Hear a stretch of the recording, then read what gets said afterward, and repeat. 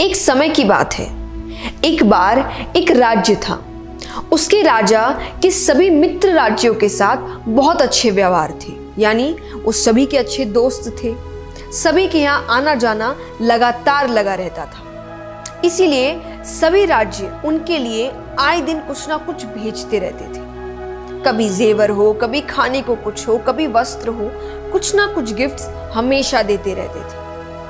एक दिन उनके दरबार में एक विदेशी मेहमान आया और उसने जाते समय राजा की मेहमान नवाजी से खुश होकर राजा को एक पत्थर उपहार दिया, यानी गिफ्ट किया।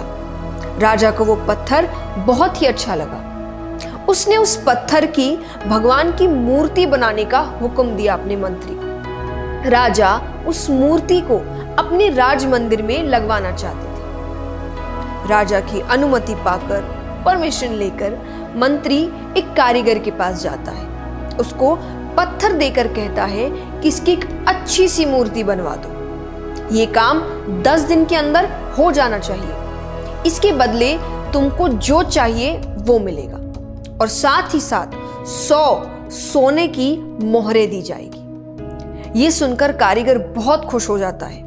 उसने अपनी सभी वस्तुओं को लेकर काम शुरू कर दिया। अब वो उस पत्थर को तोड़ने लगा, जिससे वो उसकी अच्छी सी मूर्ति बना सके।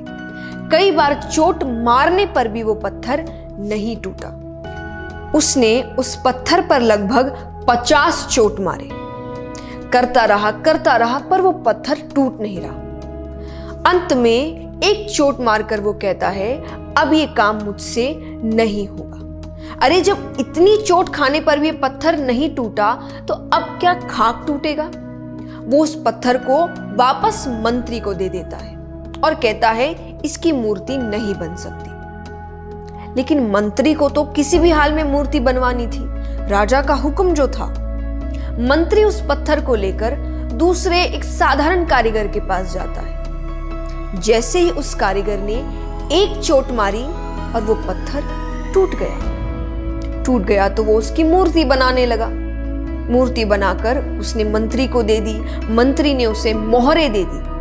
अब वो मंत्री जाते जाते एक ही बात सोच रहा था कि अगर उस पहले वाले कारीगर ने एक अंतिम प्रयास भी किया होता तो ये सोने की मोहरें उसकी होती। ये कहानी हमें क्या सिखाती है कि कई बार हम बहुत मेहनत करते हैं लेकिन फिर भी काम को अधूरा छोड़ देते हैं, ये सोचकर कि अगर अब तक नहीं हुआ तो आगे भी नहीं होगा।